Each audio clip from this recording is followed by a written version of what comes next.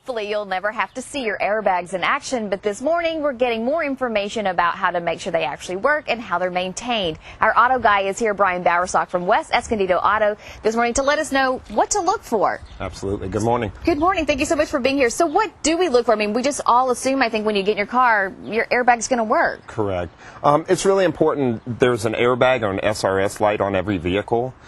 If that light actually comes on and stays on, now it should come on when you first go to start your car and then it goes off. But if ever it comes on and stays on, that means that the system has actually picked up a fault and there's a problem.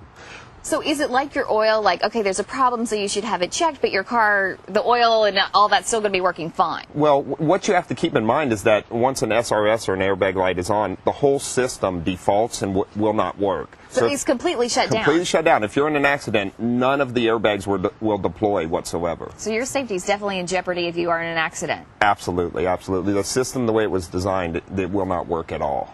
All right, well, let's take a look at some of the details about the airbags. I didn't realize that they first were put in cars back in 1989, and the reason... Chrysler actually was the first American car manufacturer to start using airbags, and they put them into vehicles in 1989. They were standard equipment.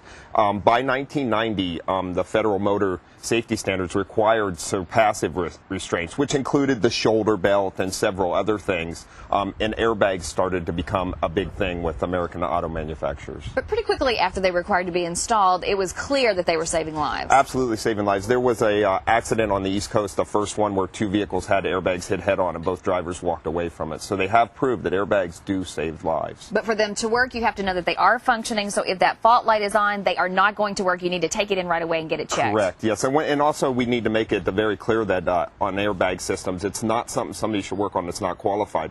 If you did work on an airbag system or wiring under the dash and you grounded an airbag, it could deploy while you're working on the vehicle without the vehicle being moving, which we're going to show today how to, we're going to deploy an airbag. Most people have never seen an airbag deployed, and hopefully you never will get to see one except for here, because otherwise it would be in your automobile when you're in an accident. But it is nice to know what you can expect. I don't think people understand how big of it is. An explosion. I mean, we say it deploys, but it's an explosion. It's an actual explosion. You have to remember, once you hit somebody, the bag has to deploy before you come forward and hit the steering wheel or the dash on the passenger side. And it's pretty violent. Okay. Pretty violent. We're going to have one camera focus on this so you can see this is what the airbag looks like while it's in your car. That's a passenger side airbag. Yes, ma'am. And then while they're focusing on that, I'm going to have you get close to the battery, and then we'll do the countdown for the explosion so people can see what it looks like. Absolutely. I'm going to get way out of the way because get out of the way. It's pretty dramatic of an explosion. We just want to make sure nobody gets injured while we're educating people and letting them know. So, Brian, give us a countdown. Ready? 3,